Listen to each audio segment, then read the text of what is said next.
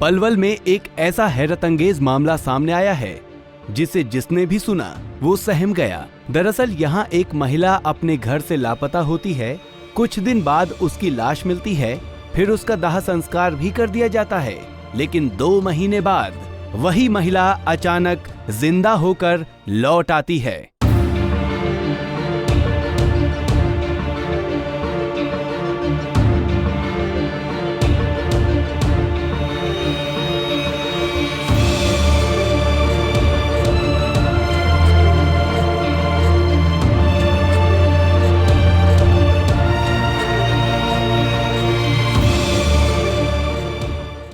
ये पूरा वाकया किसी बॉलीवुड फिल्म का सीन लग सकता है, लेकिन ये असल जिंदगी की कहानी है। हैरान कर देने वाली इसे घटना कहें या फिर षड्यंत्र, लेकिन इसका संबंध पलवल के खेड़ला गांव से है, जहां कविता नाम की महिला ब्रिजपाल नाम के एक युवक के साथ ब्याही गई है। ये वही कविता नाम की महिला है जो आज मरकर भी जिंदा है। कविता 22 अप्रैल को लापता हुई थी। कुछ दिन बाद मेवात के गांव अडबर के पास गड्ढे में मिली एक महिला की लाश की शिनाख्त कविता के रूप में की गई थी, जिसके बाद इसका अंतिम संस्कार किया गया। लेकिन 2 महीने बाद जब कविता जिंदा लौटी तो कई रात से पर्दा उठ गया। जो पीहन नहीं जाएगी तो मैं ऐसे मारूंगा तुझे, मारूंगा पीटूंगा। 2 दिन हमको जो घर में बंद करके रखा उन्होंने भूखा बैठा।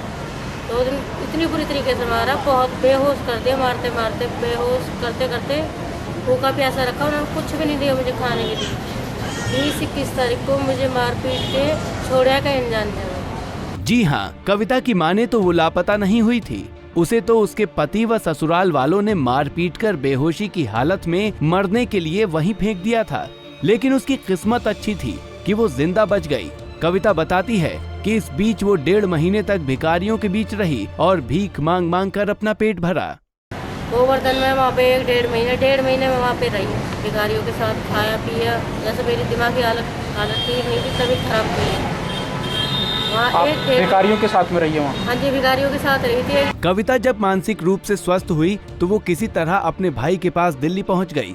वहाँ भाई ने उसका इलाज कराया और चांदहट थाने ले जाकर पुलिस को उसकी जिंदा होने की सूचना दी। कविता को जिंदा देखकर पुलिस सकते में है। वहीं कविता का पति ब्रिजलाल कविता को जिंदा मानने को तैयार नहीं है। मिली है या मतलब वहाँ से आया कोई न्यूज़ इन्फॉर्मेशन कि आप पहचान लो।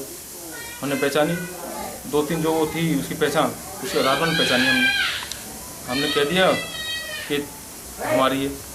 तो हम उसको ले आए, उसको दाह संस्कार किया, हमने सब कुछ किया जो होते कर्म जो हिंदू धर्म में, वो सब किया हमने।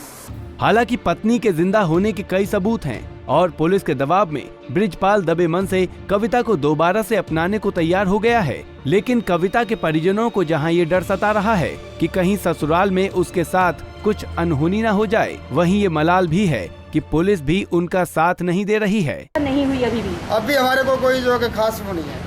अभी कोई सुनवाई नहीं हो रही? नहीं है।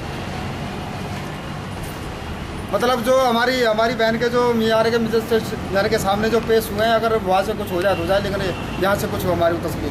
पुलिस से आपको किसी प्रकार की कोई मदद नहीं मिल रही? नहीं सर, कोई मदद नहीं, कोई सहयोग नहीं कर रही पुलिस? नहीं, कुछ नहीं। हालांकि अभी इस उलझे और बेहद संगीन मामले में पुलिस कुछ भी कहने से बच रही है, लेकिन सबसे अधिक सवाल पुलिस की भूमिका पर ही उठ रहे हैं।